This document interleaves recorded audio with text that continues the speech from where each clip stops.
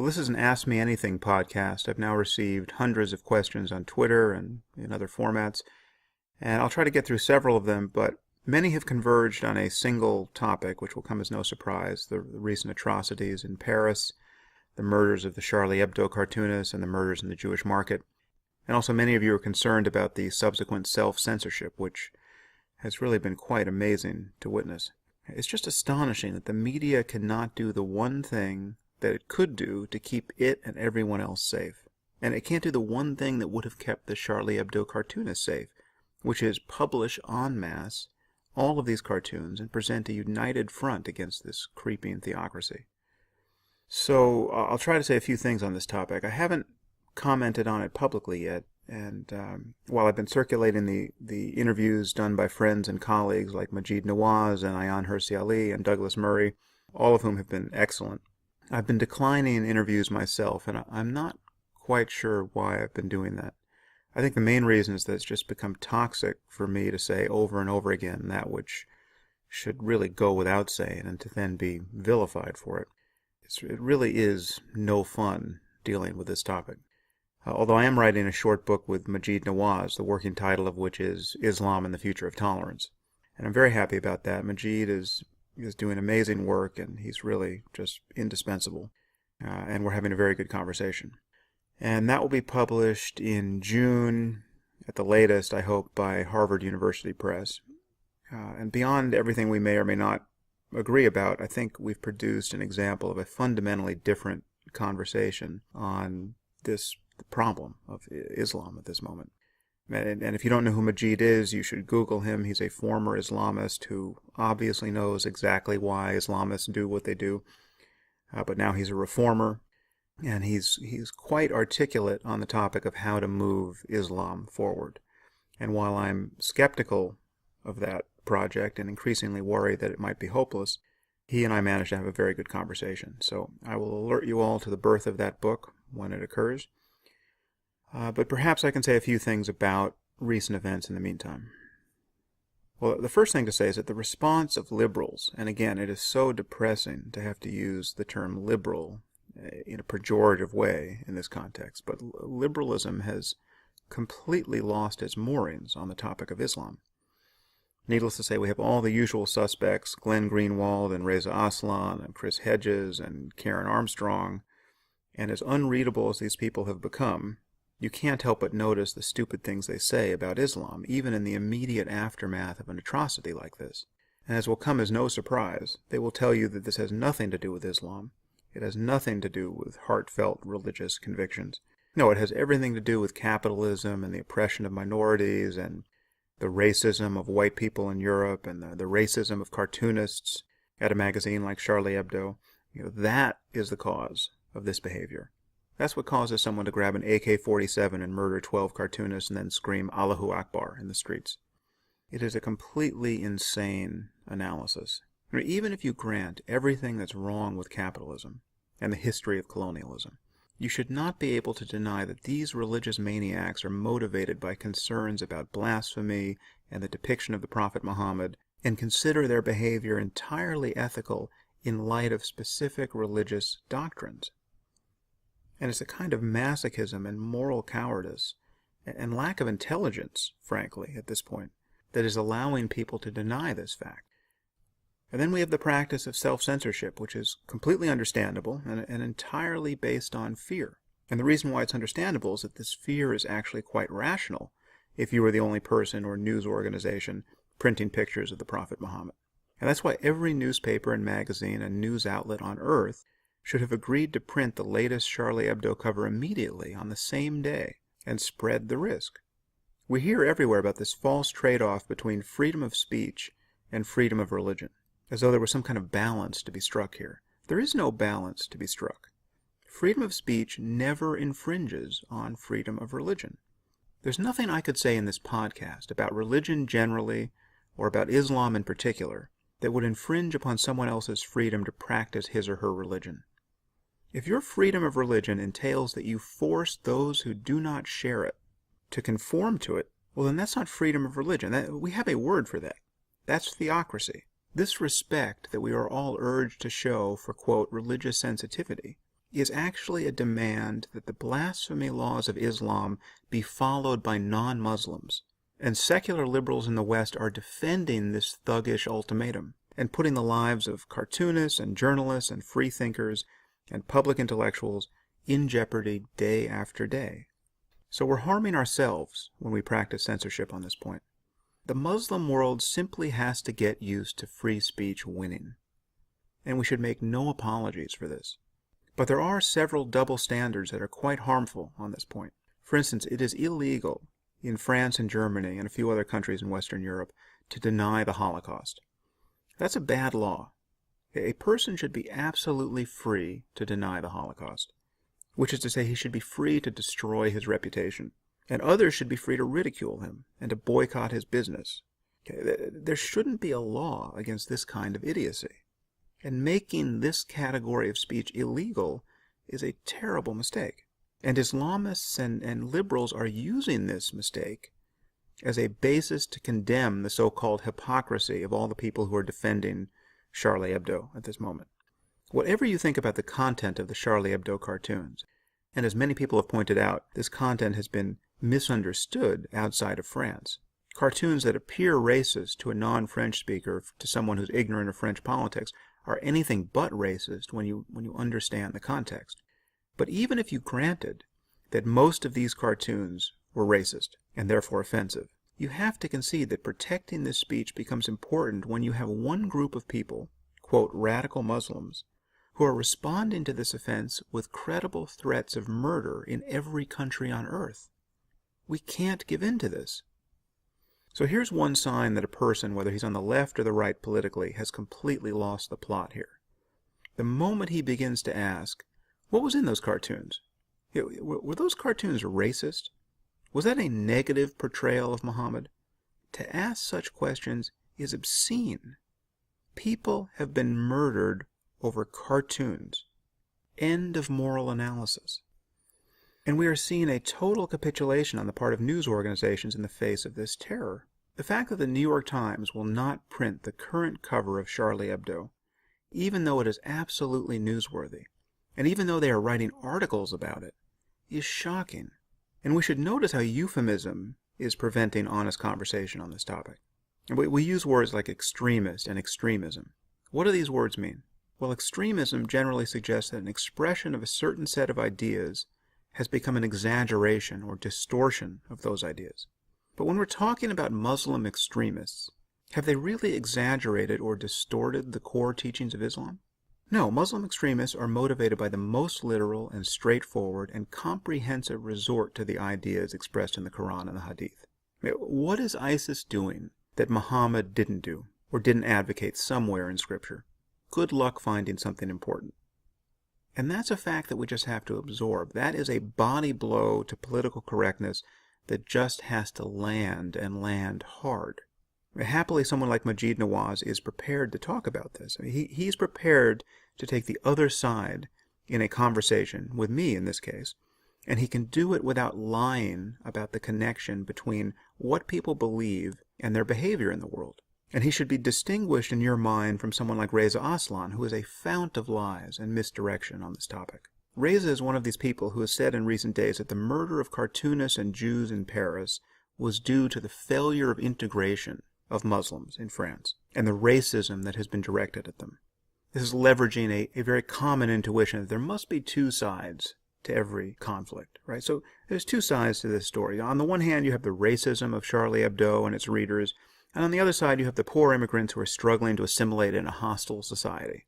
That's what causes people to slaughter cartoonists while shouting, "We have avenged the Prophet."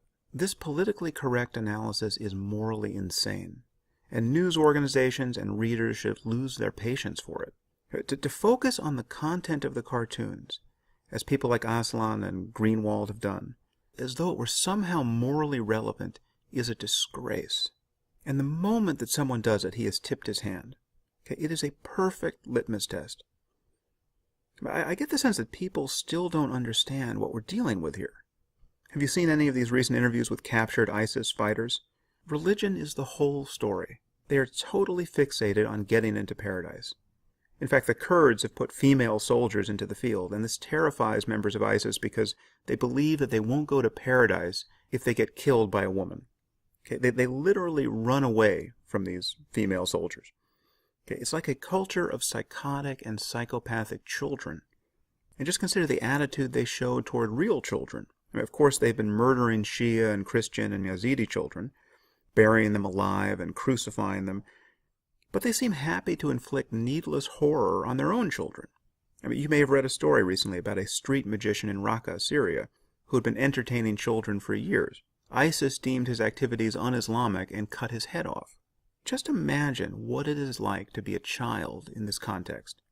Imagine the sort of men and women that such a childhood will produce. The crucial thing to understand is that stories like that do not represent an excessive use of force by a few deranged individuals. All of this butchery, the murder of journalists and aid workers, the torture of women who get caught breastfeeding in public, is as central to the project of jihadism as an opening of a new Starbucks is for us. This is what they think is best about themselves. This is what they use to advertise their project to the rest of the world. Video footage of an aid worker getting his head cut off, is part of their recruiting materials. These horrible stories coming out of Syria and Iraq, this is not their My Lai massacre. This is what they unabashedly stand for. This is an expression of a worldview, and this worldview is contagious. It doesn't matter if a person's had direct contact with Al-Qaeda or ISIS or whether he's, quote, a lone wolf. Right? We're talking about the spread of ideas. Again, ideas about martyrdom and jihad and paradise and the rights of women and blasphemy. The point we cannot ignore, the point that should never be obfuscated, is that we are at war with a global phenomenon of jihadism. And there can be no compromise with this death cult. And these fake liberals, these fellow travelers with theocracy, these people who in the name of liberalism protect only political correctness and masochism, they are absolutely part of the problem. They are preventing us from demanding that the Muslim community worldwide get its act together. And this is why expressions of horror and rejection are insufficient in the Muslim community. Of course you're horrified by this behavior if you're a decent human being and have even a tenuous connection to civil society in the 21st century. But that's not enough. Muslims have to honestly grapple with the bad doctrines in their faith. They can no longer just say that Islam is a religion of peace. They can no longer lie about the doctrines that relate to martyrdom and jihad and apostasy and the rights of women.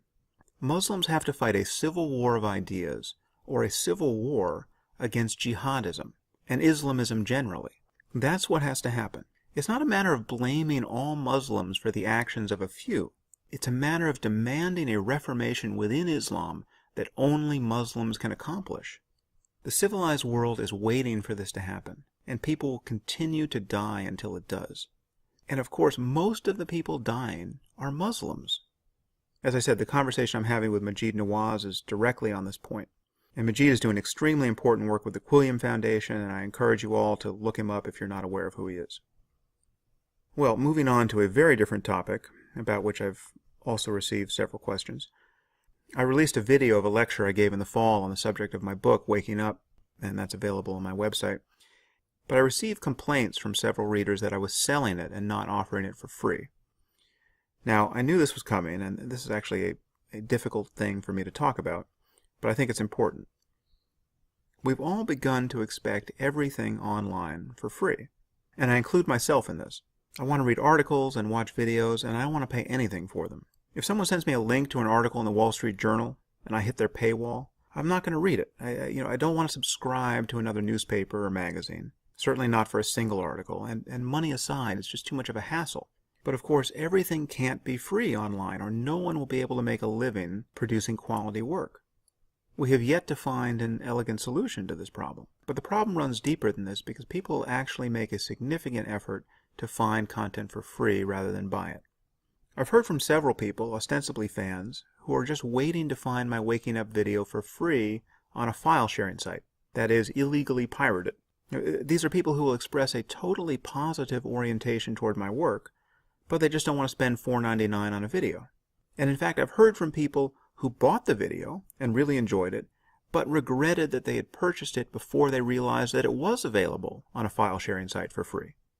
And of course, it's only available on a file-sharing site because somebody, some fan of mine, I suspect, I actually don't think this was malicious, but some fan bought the video and then uploaded it because he felt that he is a better judge of whether it should be offered for free than I am.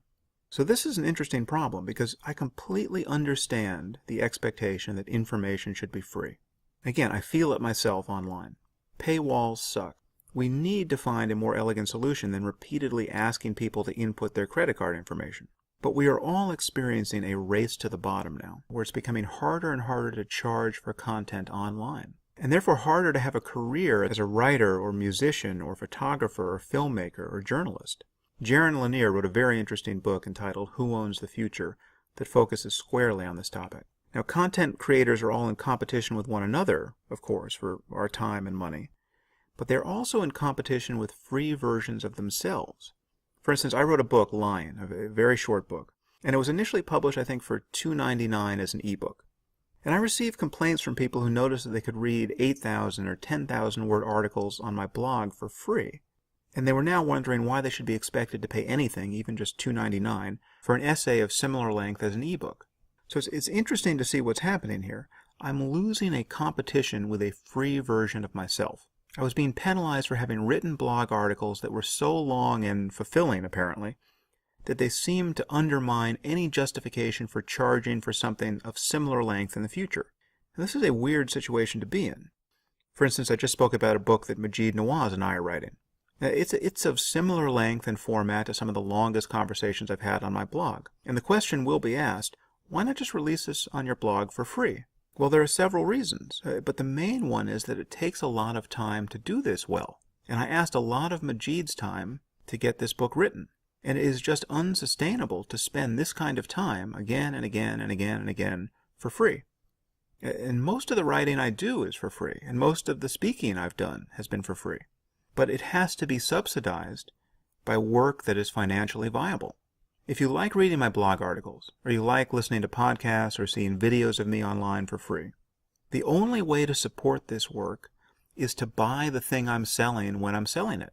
And in the case of this Waking Up video, I was actually trying to do something unusual. I produced a video that is obviously of higher quality than anything that's likely to happen on its own when I get invited to give a lecture and then someone records it and puts it online.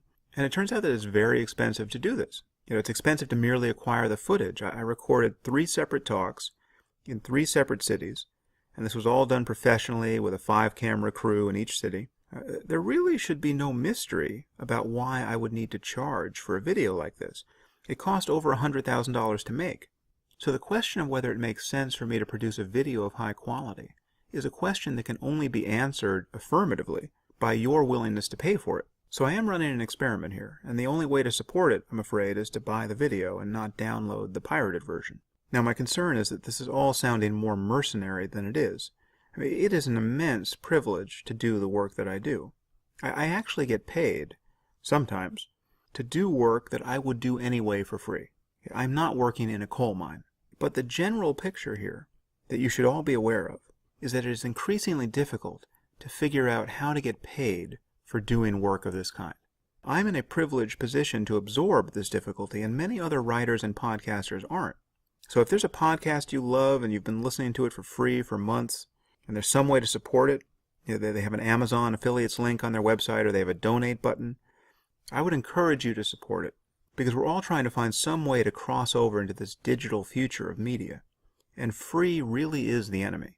Free has made it almost impossible for musicians to get paid for their music. Now they're just forced to tour endlessly in order to make up the difference. The problem for writers in particular is that touring is generally not an option. Many writers are not people who can make money speaking. I mean, they were writers after all. I mean, unless we can figure out how to subsidize the creation of quality content with something more than banner ads, the entire world is going to become the Huffington Post. Now, unfortunately, I don't know what the solution is, but personally, for the moment at least, I intend to occasionally charge for something that took a lot of work to create, and then do the rest of what I do for free. And so, for instance, before I got on this topic, I spent about 15 minutes or so talking about the problem of global jihad. Okay, why did I do that? Well, because I think it's a very important problem, obviously. But I wasn't getting paid to do that. and I'm incurring a non-trivial security risk for doing it. So think of this in light of my forthcoming book with Maajid Nawaz, which also could be offered for free on my blog, but I actually feel that given the amount of time we're putting into it and given the obvious benefit of having Harvard University Press help us launch it, it makes sense to publish it as a book. And so if you are behind the project of speaking honestly about the problem of Islamism and global jihad, and you think I'm contributing something useful to that conversation, or Maajid is, then when we publish this book, the only way to cast your vote, not just about the book, but about podcasts like this, is to buy it and read it and talk about it, and not wait for some pirated version of it to be scanned and put online so that you can read it for free. All right, so now that I have browbeaten you all sufficiently, we can move on to other topics. So I have several other questions here, and I will be briefer.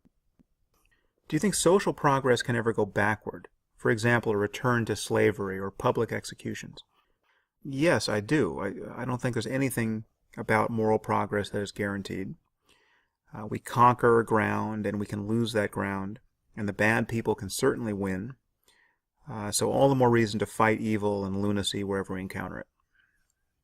How careful, if at all, should liberal critics of Islam be that their criticisms don't give cover for illiberal racists? Well, I really, again, I think this is a non-issue.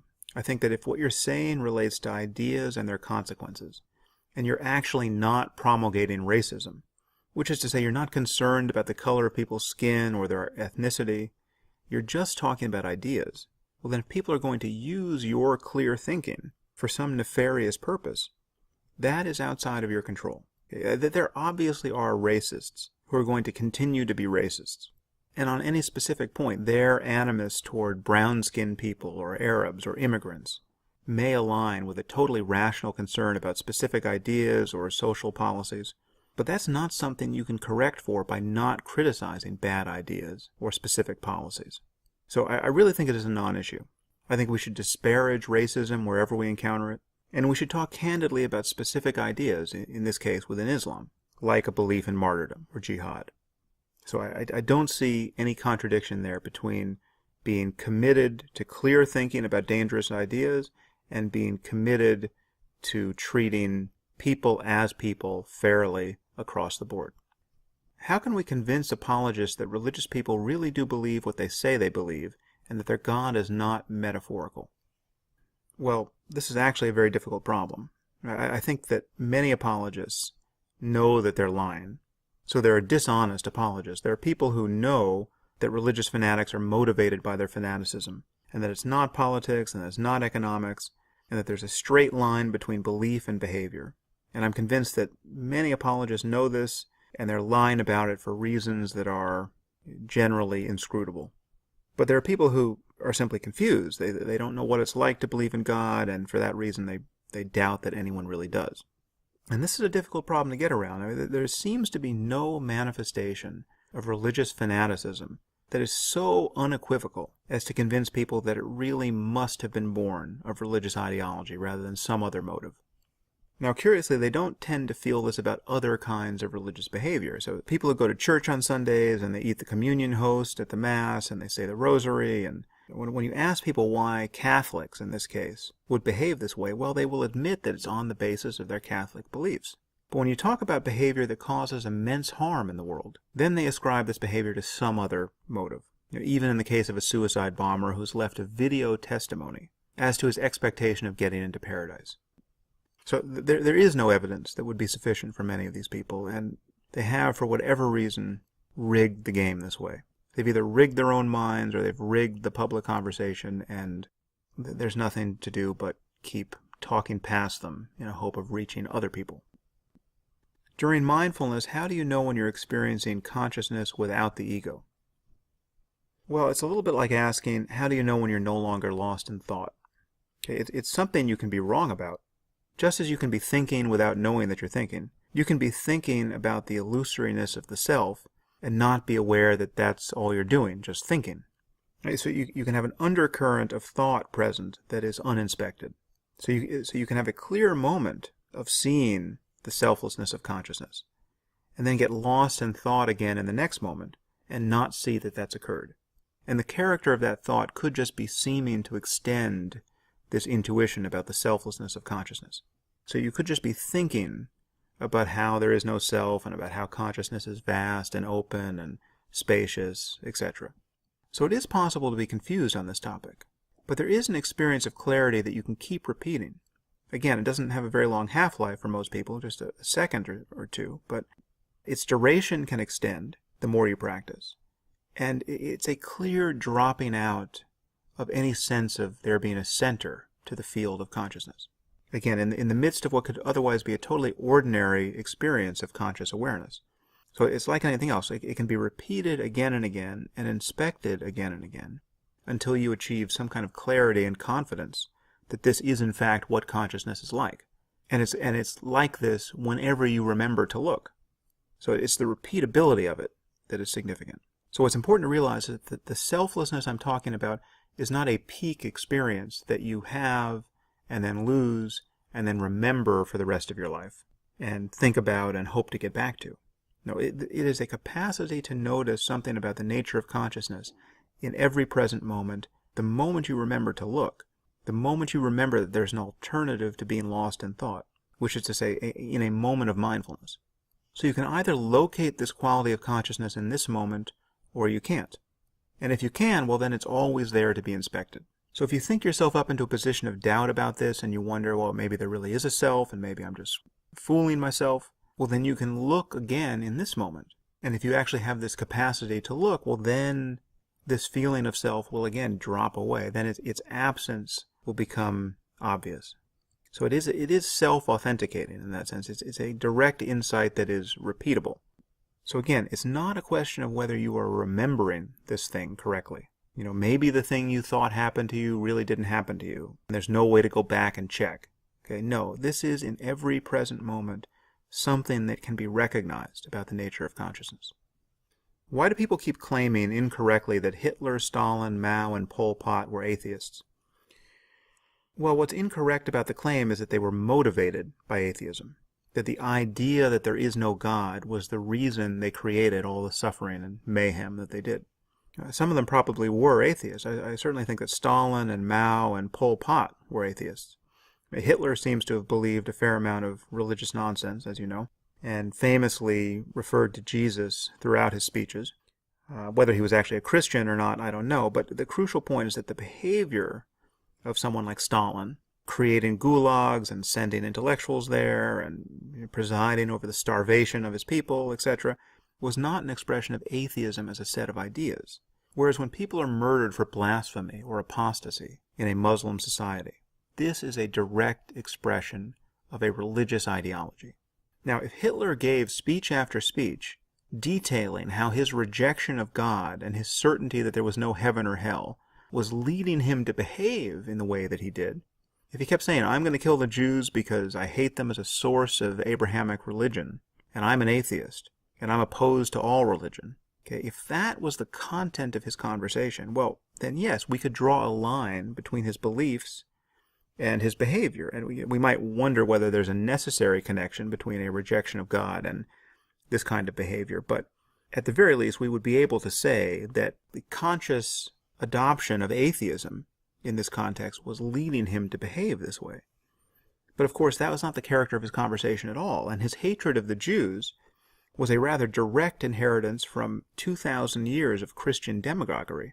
And everything else he was committed to, this whole notion of the purity of German blood and everything else, amounted to a quasi-religious mythology. All of the other trappings of Nazism, that the personality cult of the Third Reich, had many of the features of a religion, as did life under Stalin or Pol Pot, and the same is true of North Korea now. These are quasi-religious mass movements. These are political religions. The problem is not that there is too much skepticism, or too much of a commitment to empirical reality. As I've said before on this topic, and I think it really does cover it, there's no society in human history that ever suffered because its people became too reasonable, too committed to evidence and argument. And that's all you need to know to put this canard to rest. How do you stay so cool all the time? I don't think I've ever seen you raise your voice in an argument. Well, I'm not a yeller, but I'm certainly not cool all the time. In my latest book, Waking Up, I give a few examples where I've lost my cool. But in public debate, I think it's important to remain strictly rational and honest, and getting pissed off is generally not an asset. At least it's not one for me. Now, I should say, however, that I think outrage is sometimes warranted and can be very useful to express, the way Hitch often did. And there are many encounters I've had where it would have been great to have traded places with Hitch and just have swapped him in tag team style for a much-deserved application of fire and brimstone. But I think Hitch probably did this to a fault. I think it made him seem like a less reliable interlocutor than he in fact was on many topics. But in many cases, I do think his application of anger was spot on, and I wish it was a gear I had that I could shift into. If I have it, I haven't found it yet, because I'm working in a different mode in conversations of this kind. I'm just trying to get out of the way and track what is true. But that's not to say that I never get angry, and it just doesn't tend to happen in face-to-face encounters about ideas. It'll happen behind the keyboard more than it will happen behind the mic. And part of this is that there is something about face-to-face encounters that make it difficult to demonize one's opponent, and I think that's a good thing. I'm very aware that when one is colliding with some odious person online, purely through the vehicle of text, it's possible to be arguing with someone who only exists in your imagination. And needless to say, I've been on the receiving end of this kind of thing, and it's incredibly annoying. When you're just behind the keyboard, you don't get any of the social cues that would allow you to empathize with your opponent or at a minimum go halfway toward understanding his position. So you can wind up manufacturing an enemy and attacking him for views that he doesn't actually hold. And what you say in that context or write will not be constrained by whatever he would have said in real time to correct your distortion of his views. And this is why so much debate online is just totally unproductive. Is your primary motive in criticizing religion to uphold the truth, ensure that no harm comes, or something else entirely? Well, it's both of the first two things. I certainly want to believe things that are true, that is, to have my beliefs track reality insofar as we can understand it. And I also want to minimize the specific harms that would otherwise be unthinkable but for the crazy things that people believe in the name of religion. And in fact, the most important things that anyone has ever gotten out of religion, the experience of self-transcendence or unconditional love, these states of consciousness exist or not and can be experienced or not based on a very direct empirical exploration of our own mental life. And such inquiry does not require belief in anything, other than that it would be worth exploring consciousness directly to see what it's like. And there are methods for doing this, and they simply do not depend upon faith. So it's my sense that religion has poisoned and obscured the only resource it ever had in the first place, the contemplative life, that also makes me eager to criticize it. Can you comment on your spat with Noam Chomsky? Your initial critique of him in The End of Faith? Do you stand by it? I'm a big fan, but I just don't get this. Well, I'm not aware of having a spat with him. He's actually taken a few shots at me online, but we've never met, and I'm not aware of him having read The End of Faith or having noticed what I've said about his politics. So to some degree, we could just be talking on parallel channels here. But I just think there is a kind of moral confusion expressed in his political writing which ignores intention as a basis upon which to evaluate certain human behavior. At the end of the day, he simply wants to use body count as the only metric to discuss the moral stature of two sides in a conflict. So if we kill a dozen children unintentionally, well, that's every bit as bad as doing it intentionally. Okay, that, I think, is a bad way to look at human conflict. I think the people who are intending to kill children are different than the people who are intending to kill the people who are killing children and are accidentally killing children in the process. It's a huge difference. You have to ask yourself, what kind of world does any group or society want to create? How do they want the world to be? And what would they do if they had all the power? And when you ask that question, you get very different answers for specific groups, no matter how much misery and death is happening on both sides of a conflict. And when you look at World War II, it was just a horrific wastage of human life. But the difference between the Allies and the Nazis was absolutely categorical. What sort of world did the Third Reich want to create? Okay? And what did we want to create on our side? We did horrible things. The firebombing of Dresden, the atomic bombings of Hiroshima and Nagasaki. absolutely grotesque acts of violence, where hundreds of thousands of people, millions of people over the course of the war, died. But what sort of world were we trying to build? What were our intentions with respect to the Germans and the Japanese, really? Well, you saw our intentions, because after the war, we did not murder everyone. We helped rebuild their societies. So we're not perfect, but we were different from the Nazis. So you can't just look to body count merely to judge the rightness or wrongness of human behavior. And Chomsky seems to discount intentions across the board and only look at body count. And if you do that in any given instance, you come away with a perverse description of what's happening in the world. And you come away believing the kinds of things that people influenced by Chomsky tend to believe, whether it's Glenn Greenwald or any other person who's drunk this Kool-Aid. And you can end up saying things like, the United States is the greatest terrorist state in human history, right? Or some other such nonsense. There is a difference between the Dick Cheneys of the world and the al-Baghdadis of the world. And it is crucial that people on the left understand that. And as far as I can tell, Chomsky has been a source of pure moral confusion on this point. What is your biggest regret and why? Well, I don't actually spend a lot of time regretting things. It doesn't make a lot of psychological sense to me. If you get me focused on a specific thing I did in the past where the outcome wasn't good, well, then I can certainly wish that I had made a different decision or that my life had taken a different turn there. But everything that has happened, everything that I did or didn't do has conspired to produce precisely this moment. And it seems to me that the only reasonable use of my attention now is to figure out how to navigate forward from here towards some desirable end. But there are things in my past which I certainly think were not optimal and I wish I had done differently. I mean, the first thing that comes to mind is dropping out of college as an undergraduate. I took 11 years off between my sophomore and junior year at Stanford. And Stanford is one of the only schools, I think, where you can actually do this.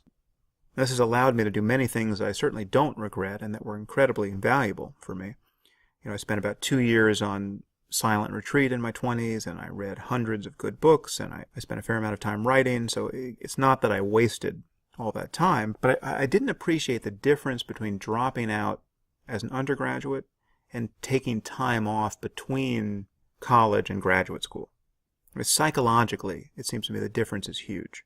And I remember spending 1, 2, 3 years more dimly realizing that I wanted to go back to school and wanted to go to graduate school, and feeling just unable to do it because I just felt too old to go back and finish my undergraduate degree. It was just embarrassing to be that old as an undergraduate. And so at a certain point I just realized I had to do it, and I was 30 at the time, and at that point I really wished I had realized this at 25. Or better still, I wished I had taken the break between college and graduate school. So when people write me, asking me advice about their academic careers, and the people who are wondering about whether to drop out of school, and they're trying to use my career as an example about how to plot their course, I'm really adamant on this point. I mean, you can basically do anything you want and still finish school. You can say if you want to sit 3 months a year on a retreat, you can do that in your summers. And from that point on, then you can decide how you want to further your education and whether there's some career open to you that doesn't require more school. But dropping out, I think, is a bad idea because you're not in a position to know how hard it's going to be psychologically to go back and finish. And this was something I was blindsided by because I felt for a very long time that I was playing catch-up in a way that was stressful, and it's not something I would wish on any of you. So stay in school. And with that, I conclude another podcast.